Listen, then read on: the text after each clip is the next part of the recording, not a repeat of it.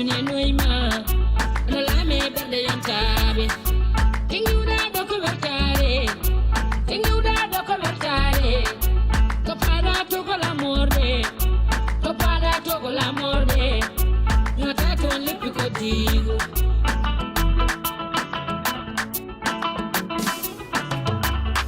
sai nyamugo goima sai nyamugo goima jewal jam ke go jomnyenye jewal jam ke go jomnyenye konjurum dero tambido wuro kanjurum dero tambido wuro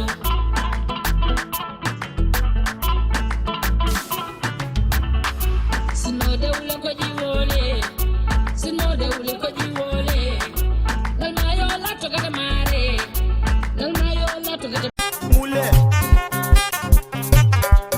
Moulet. Moulet. Moulet. Le proverbe disait « tel père, tel fils ». Mais cette fois, le proverbe a dérogé à cette règle pour dire tel père, telle fille.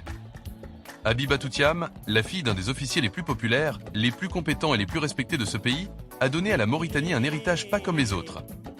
Si donc une fille fait la fierté de la Mauritanie plurielle, c'est bien Habibatou Thiam. Habibatou Thiam est entrée dans l'histoire de son pays par la grande porte, en devenant la première femme à atteindre le grade de colonel. Une entrée fracassante au sommet de la hiérarchie militaire comme pour apporter un démenti formel que ce qui disait Biram Da Ould Abed et les militants d'extrême droite comme Khalid Diallo et Samba Thiam est faux. L'armée mauritanienne compte bien dans ses rangs de nombreux et brillants gradés négro-mauritaniens. Habibatou Thiam, colonel, fille du colonel Thiam El Hadj, apporte donc un démenti cinglant à tous ceux qui veulent faire croire à travers le monde que l'armée mauritanienne ne compte que des morts.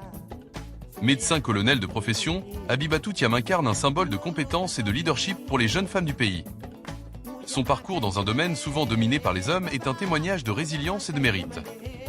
Négro-mauritanienne, pur produit de la vallée, Habibatou Thiam contribue de manière significative à l'évolution de la médecine et de la santé publique de la Mauritanie en mettant ses compétences au service de la nation. Le grade de colonel qu'elle porte sur ses épaules, le premier attribué à une femme en Mauritanie, représente une avancée majeure dans la participation de la femme mauritanienne dans les plus hautes sphères des institutions militaires. Le colonel Habibatou Thiam, fierté des Maures, des Poulards, des Soninké et des Wolofs, est un symbole de l'émancipation de la femme et une source d'inspiration pour les générations futures.